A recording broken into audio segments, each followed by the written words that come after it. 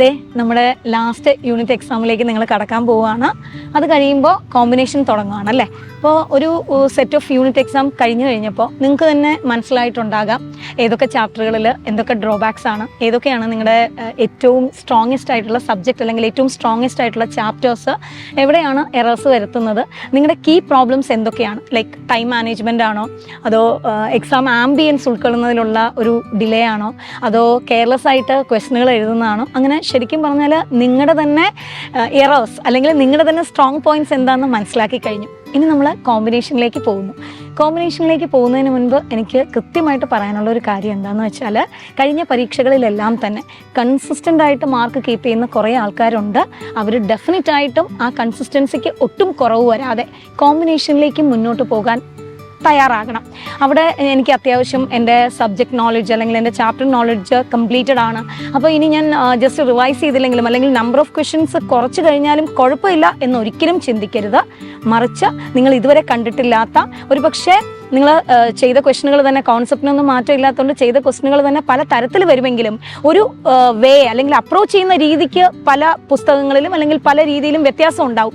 അതിനനുസരിച്ചുള്ള ഡിഫറെൻറ്റ് പാറ്റേണിലുള്ള ക്വസ്റ്റ്യനുകൾ കണ്ടെത്തി ചെയ്യാനാണ് അങ്ങനെയുള്ള കൺസിസ്റ്റൻ്റ് ആയിട്ട് നല്ല മാർക്ക് കീപ്പ് ചെയ്ത് പോയവർ ശ്രദ്ധിക്കേണ്ടത്. ഫ്ലക്ച്വേഷൻ വന്ന ആൾക്കാരോട്, ഫ്ലക്ച്വേഷൻസ് എന്ന് പറയുന്നത് നിങ്ങൾ ഈ വിഷമിക്കുന്ന പോലെ ഒരു സമയത്ത് നല്ലൊരു മാർക്ക് കിട്ടി 600 അല്ലെങ്കിൽ 500 കിട്ടിയവർ പോലും 200-ലേക്കൊക്കെ താഴെ പോയ സമയങ്ങളുണ്ടാകാം. പക്ഷെ അപ്പോൾ അവിടെ നിങ്ങൾ വിചാരിക്കേണ്ട ഒരു കാര്യം എന്ന് പറയുന്നത് ഫ്ലക്ച്വേഷൻസ് കോമൺ ആണ്. ഫ്ലക്ച്വേഷൻ വന്നതുകൊണ്ട് മാത്രം അല്ലെങ്കിൽ ഒരു സിംഗിൾ യൂണിറ്റ് പരീക്ഷയ്ക്ക് താഴെ പോയത് കൊണ്ട് മാത്രം അത് നിങ്ങളുടെ നീറ്റ് പെർഫോമൻസിനെയോ നീറ്റിൻ്റെ മാർക്കിനെയോ ബാധിക്കാൻ പോകുന്നില്ല. നിങ്ങളുടെ അഡ്മിഷനെയും ഒരു തരത്തിലും ബാധിക്കാൻ പോകുന്നില്ല. ഇവിടെ ബാധിക്കാൻ പോകുന്ന ഒരു പ്രശ്നം എന്താണെന്നറിയോ, ഒരു പ്രാവശ്യം നിങ്ങളൊന്ന് താഴെ പോയപ്പോൾ ഒരു പക്ഷേ ആ താഴെ പോയ ചാപ്റ്ററിനെ നിങ്ങൾ അപ്രോച്ച് ചെയ്യുന്നത് ഒരു പേടിയോടെ ആയിരിക്കാം. അല്ലെങ്കിൽ ഞാൻ എത്ര നന്നായിട്ട് പഠിച്ചിട്ടും എനിക്ക് ഡിഫിക്കൽറ്റി ആയിപ്പോയല്ലോ എന്നൊരു തോന്നൽ ആ ചാപ്റ്ററിനോട് അല്ലെങ്കിൽ ആ സബ്ജക്റ്റിനോട് ഉണ്ടാകാം. ആ പേടി, ആ ഒരു എന്താ പറയുക, ഒരു ഇറിറ്റേഷൻ, ആ ഒരു വെറുപ്പ് ആ സബ്ജക്റ്റിനും ചാപ്റ്ററിനും ഉണ്ടാകാൻ പാടില്ല. കോമ്പിനേഷൻ എഴുതുമ്പോൾ നിങ്ങൾ അത് തന്നെയാണ് ചെയ്യേണ്ടത്. കാരണം ചിലത് നിങ്ങൾ ഒരു പക്ഷേ സാധാരണയെക്കാളും കൂടുതൽ ഏറ്റവും നന്നായിട്ട് പഠിച്ച ഒരു ചാപ്റ്ററിനായിരിക്കാം ഒരു പക്ഷേ നിങ്ങൾക്ക് ഏറ്റവും കുറഞ്ഞ മാർക്ക് കിട്ടിയിട്ടുണ്ടാവുക. ആ കുറഞ്ഞ മാർക്ക് കിട്ടിയപ്പോൾ ഇത്രയും നന്നായിട്ട് ഞാൻ പഠിച്ചിട്ട് പോലും എനിക്ക് ഇതാണല്ലോ, എന്നാൽ ഇനി വേണ്ട, എന്ത്, അങ്ങനെ ഒരു മൈൻഡ് സെറ്റിലേക്ക് അല്ലെങ്കിൽ നിങ്ങൾ അറിയാതെ തന്നെ പോകുന്ന ഒരു സാച്ചുറേറ്റഡ് അവസ്ഥയിലേക്ക് പോകരുത്. മറിച്ച് നിങ്ങൾ വിചാരിക്കേണ്ട ഒരു കാര്യം, നിങ്ങൾ ഏറ്റവും സ്ട്രോങ് ആണെന്ന് കരുതിയ നിങ്ങളുടെ ചാപ്റ്റർ അല്ലെങ്കിൽ നിങ്ങൾ ഏറ്റവും നന്നായിട്ട് പഠിച്ച ഒരു ചാപ്റ്ററിൽ ഇങ്ങനെയും എററുകൾ വരാം. അപ്പോൾ നിങ്ങൾ പഠിച്ചെടുത്ത് അല്ലെങ്കിൽ എറർ വരാൻ സാധ്യതയുള്ള കാര്യങ്ങൾ നമുക്ക് മനസ്സിലാക്കി എടുക്കാൻ കഴിഞ്ഞല്ലോ എന്നൊരു ആശ്വാസം വേണം. കാരണം നിങ്ങൾ ഏറ്റവും കോൺഫിഡൻ്റ് ആയിട്ട് നിങ്ങൾ ഏറ്റവും നന്നായിട്ട് എഴുതിയ ചാപ്റ്ററിന് ഒരുപക്ഷെ ഫുൾ മാർക്ക് കിട്ടിയിരുന്നു എങ്കിൽ അതിനകത്ത് ഉണ്ടാകാൻ സാധ്യതയുള്ള എററുകളെ കുറിച്ച് നിങ്ങൾക്കറിയില്ല. നീറ്റ് പരീക്ഷയുടെ അന്ന്, അതായത് മെയ് 3-ാം തീയതിയാണ് നിങ്ങൾ അങ്ങനെ ഒരു എറർ ആദ്യമായിട്ട് കണ്ടാലോ, നിങ്ങളൊന്ന് ആലോചിച്ച് നോക്കിയേ, നമുക്കത് വളരെ വിഷമം ഉണ്ടാക്കും അല്ലേ.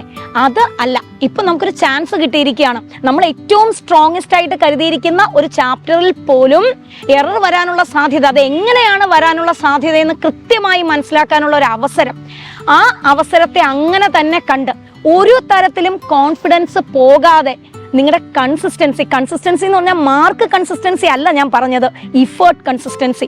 നിങ്ങൾ ഇടേണ്ട ഇഫേർട്ടിന് ഒരു കുറവും വരുത്താതെ നിങ്ങളുടെ അറ്റൻഷന്, നിങ്ങളുടെ കോൺസെൻട്രേഷന്, നിങ്ങളുടെ ആ സബ്ജക്റ്റിനോടുള്ള ഇഷ്ടത്തിന്. കാരണം ഈ പറഞ്ഞ പോലെ നമ്മൾ ഇഷ്ടപ്പെട്ട് പഠിച്ച ഒരു സാധനത്തിന് മാർക്ക് കുറയുമ്പോൾ ഒരു പക്ഷേ ആ ചാപ്റ്ററിനോട് നമുക്കൊരു ദേഷ്യം, ഇത്രയും പഠിച്ചിട്ടും എനിക്ക് തന്നില്ലല്ലോ എന്നൊരു തോന്നലുണ്ടാവും. ആ തോന്നലല്ല വേണ്ടത്. മറിച്ച് ഞാൻ ഇത്രയും നന്നായിട്ട് പഠിച്ച ഒരു ചാപ്റ്ററിൽ പോലും ഈ രീതിയിലുള്ള ഇററുകൾ വരാം എന്ന് മനസ്സിലാക്കി അതിനെ ഒന്നുകൂടെ ഇഷ്ടപ്പെട്ട് ഇവനെ കുറച്ചുകൂടെ ഒന്ന് കയ്യിൽ ഒതുക്കണം എന്ന് വിചാരിച്ച് കൺസിസ്റ്റൻ്റ് ആയിട്ടുള്ള എഫേർട്ട് ഇടണം. എഫേർട്ടിലാണ് കൺസിസ്റ്റൻസി വേണ്ടില്ല. മാർക്കിൽ ഫ്ലക്ച്വേഷൻസ് ഒക്കെ വന്നോട്ടെ, സാരമില്ല. കോമ്പിനേഷന് പോകുമ്പോൾ ശ്രദ്ധിക്കേണ്ട ഏറ്റവും വലിയൊരു കാര്യവും അതുതന്നെയാണ്. നിങ്ങളുടെ യൂണിറ്റുകളിൽ നിങ്ങൾ യൂണിറ്റ് ചെയ്ത ക്വസ്റ്റ്യൻ പേപ്പറിൽ എവിടെയാണോ നിങ്ങൾക്ക് എറേഴ്സ് പറ്റിയത്, അതൊരു പക്ഷേ നിങ്ങളുടെ സ്ട്രോങ്ങസ്റ്റ് സബ്ജക്റ്റ് ആയിരിക്കാം അല്ലെങ്കിൽ വീക്കസ്റ്റ് സബ്ജക്റ്റ് ആയിരിക്കാം, എന്ത് തന്നെ ആയാലും ആ എററുകൾ അതുപോലെ കോമ്പിനേഷനിൽ ഞാൻ റിപ്പീറ്റ് ചെയ്യില്ല. അത് ഉറപ്പിച്ചിട്ട് വേണം പരീക്ഷയ്ക്ക് പോകാൻ. കോമ്പിനേഷൻ വരുമ്പോൾ അയ്യോ ഇന്ന് എനിക്ക് കുറഞ്ഞ ചാപ്റ്ററാണ്, എനിക്ക് ഏറ്റവും മാർക്ക് കുറഞ്ഞ ചാപ്റ്ററാണ് ഇതെന്ന് കരുതി പേടിക്കാനോ അല്ലെങ്കിൽ അതിന് ഒരു അൺസാച്ചുറേറ്റഡ് കണ്ടീഷനിലേക്ക് പോയി ചുമ്മാ റാൻഡം വായന വായിച്ച് പോകാനോ ശ്രമിക്കരുത്. മറിച്ച് ഇവൻ എനിക്ക് മാർക്ക് കുറഞ്ഞോ, എന്നാൽ കോമ്പിനേഷൻ ഉറപ്പിച്ചിട്ട് ഞാൻ ഇവനെ എൻ്റെ കൈക്കുള്ളിൽ ഒതുക്കും എന്ന് അവൻ നമ്മുടെ കൈക്കുള്ളിൽ ഒതുക്കാനുള്ള മാർഗങ്ങളാണ് കോമ്പിനേഷനിൽ നിങ്ങൾ ആലോചിക്കേണ്ടത്. ഇനി നല്ല മാർക്ക് കിട്ടിയവരാണെങ്കിലും എനിക്ക് കിട്ടിയ മാർക്ക് ഒരു തരത്തിലും താഴെ പോകാതെ ഞാൻ കീപ്പ് ചെയ്യും എന്ന് വേണം നല്ല മാർക്കുകാർ വിചാരിക്കാൻ.